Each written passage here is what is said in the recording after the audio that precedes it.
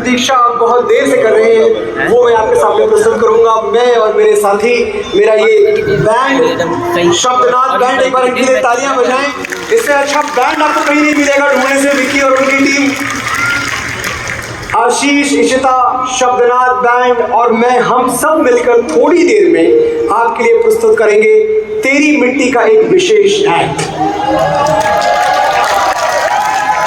लेकिन उसके पहले एक बात जान लीजिए, तेरी मिट्टी पे तो मैं आऊंगा, उसके पहले आप ये जरूर जान लें कि अगर दुनिया में कोई आपसे ये कहता है कि वो मृत्यु से नहीं डरता, कोई भी अगर ये बोले कि भाई मैं मौत से नहीं डरता, तो या तो वो झूठ बोल रहा है या भारत मां का सिपाही है, दूसरा कोई ऑप्शन नहीं है।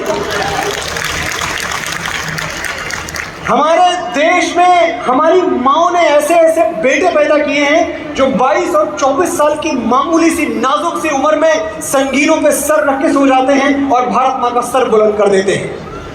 आपको शायद पता नहीं है, लेकिन मैं बताना चाहता हूं कि कारगिल, जिन फौजियों ने हमें कारगिल जीत के दिया, उनकी औसत आयु, उनकी एवरेज एज सिर्फ 22 से 24 साल के बीच थी। 22 से 24 साल के बच्चों ने, 22 से 24 साल के हमारे बेटों ने, मां भारती के सपूतों ने हमें कारगिल जीत के लाके दे दिया। क्यों ऐसा इसलिए होता है क्योंकि हमारे फौजियों ने, हमारे वर्दी वालों ने भगवान श्री राम से सीखा है, जननी जन्मभूमिश्च स्वर्गादपि गरीयसी। जब 7,500 वर्ष पहले रावण को मार के भगवान श्री राम लंका के सिंहासन की ओर देखते हैं, लक्ष्मण उनसे कहते हैं, भैया लंका हमने अपने बाहुबल से जीती है, इस सिंहासन पर आपका अधिकार है, इस पर आपको विराजमान होना चाहिए। और भगवान श्री राम कहते हैं, अपनी स्वर्णमयी लंका नमे लक्ष्मण रोचते, जननी जन्मभूमिश्च स्वर्गादपि गरीयसी।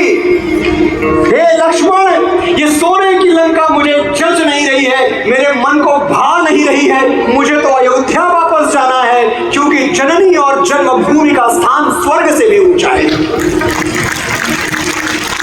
हमारे फौजियों ने, हमारे सिपाहियों ने भगवान श्री कृष्ण से, श्रीमद् भगवत गीता से सीखा है, स्वधर्मे निधनम श्रेया। अपने धर्म के लिए, राष्ट्र धर्म के लिए मर मिटने से श्रेयस्कर और कुछ नहीं होता।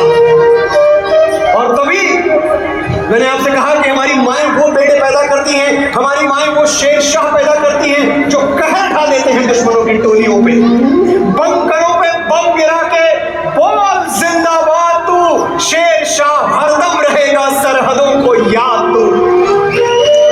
क्या हम कैप्टन विक्रम बत्रा को भूल सकते हैं, हाँ या नहीं? बंकरों पे बम गिरा के बोल जिंदाबाद तू, शेरशाह हरदम रहेगा सरहदों को याद तू। फूंकता जा जालिमों की बस्तियां, दुश्मनों को क्या पता है आग की औलाद तू। भारत माता की। और यही कुछ लोग जिनके बारे में मैं बहुत देर से बात करता आ रहा हूं, कुछ बहुत ज्यादा पढ़े लिखे लोग, वो टेलीविजन चैनल्स पे डिबेट करते हुए कहते हैं कि अगर सिपाही ने अपने सीने में गोली खा ली तो कौन सा एहसान कर लिया, वो सैलरी लेता है गोली खाने की। मैं बताना चाहता हूँ, आज सूरत में बहुत अच्छे सुनने वालों के बीच में हूँ। मैं आज यहाँ खड़े होकर कहना चाहता हूँ साथियों कि इस दुनिया में दो काम हैं जो कोई सैलरी के लिए, पैसे के लिए नहीं करता। पैसे के लिए कोई शिक्षक नहीं बनता और पैसे के लिए कोई सिपाही नहीं बनता। तो लालच क्या है?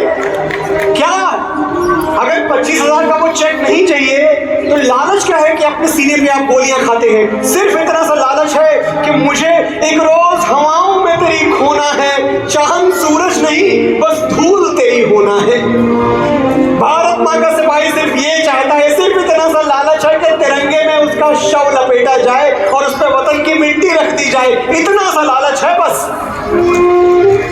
मुझे एक रोज हवाओं में तेरी खोना है, चांद सूरज नहीं बस धूल तेरी होना है। सांस जब तक है जीऊं तेरे लिए जाने वतन, फिर तेरी गोद में सर रख के मुझे सोना है।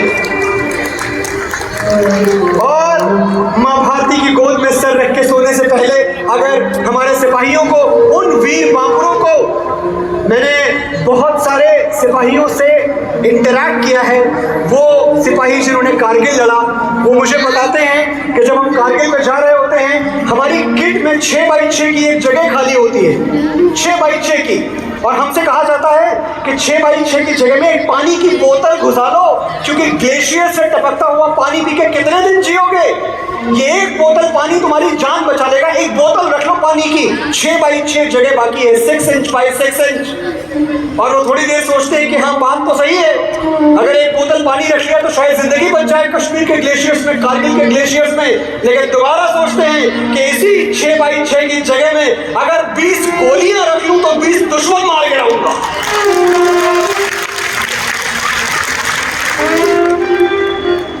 तो 20 दुश्मन मार गिराने का जो लालच है वो अपने प्राणों से कहीं बढ़ के है। हम इन बेटों की बात कर रहे हैं, और अगर इनको कहा जाए कि एक आखिरी चिट्ठी लिख दो, एक आखिरी खत, एक आखिरी लेटर, एक वसीयतनामा लिख दो इस दुनिया से जाते जाते, when you are bleeding to death, तो क्या लिखोगे, क्या लिखेंगे उस चिट्ठी में? मैं आज एक सिपाही का आखिरी खत सूरत वालों को पढ़ के सुनाना चाहता हूं, और मैं जानता हूं कि ये चिट्ठी आज आप कानों से नहीं अपनी अंतरात्मा से सुनेंगे। वो चिट्ठी होगी कि सरहद पे गोली खाके जब टूट जाए मेरी सांस, मुझे भेज देना यारो मेरी बूढ़ी माँ के पास।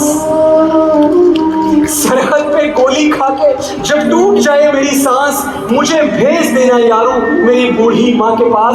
बड़ा शौक था उसे मैं घोड़ी चढ़ूं, धमाधम ढोल बजे, तो ऐसा ही करना, मुझे घोड़ी में लेके जाना, ढोलके बजाना, पूरे गांव में घुमाना, और माँ से कहना बेटा दूल्हा बन के आया है, बहू नहीं ला पाया तो क्या बारात तो लाया है।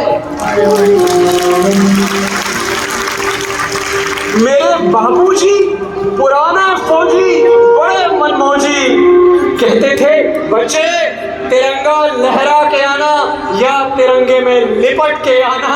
कह देना उनसे मैंने उनकी बात रख ली, दुश्मन को पीठ नहीं दिखाई, आखिरी गोली भी सीने पे खाई। मेरा छोटा भाई, उससे पूछना क्या मेरा वादा निभाएगा? मैं सरहदों से बोल के आया था, एक बेटा जाएगा तो दूसरा आएगा। और मेरी बहना, उसे कहना मुझे याद था उसका तोहफा, लेकिन अजीब इत्तेफाक हो गया, राखी से पहले ही भाई राख हो गया। 2 घड़ी के लिए वहां जरूर ठहरना, वही तो रहती है वो कुएं के सामने, जिसके साथ जीने मरने का वादा किया था। उससे कहना भारत माँ का साथ निभाने में उसका साथ छूट गया, एक वादे के लिए दूसरा वादा टूट गया। बस एक आखिरी गुजारिश, मेरी आखिरी ख्वाहिश, मेरी मौत का मातम ना करना। मैंने खुद ये शहादत चाही है, मैं जीता हूं मरने के लिए, मेरा नाम सिपाही है।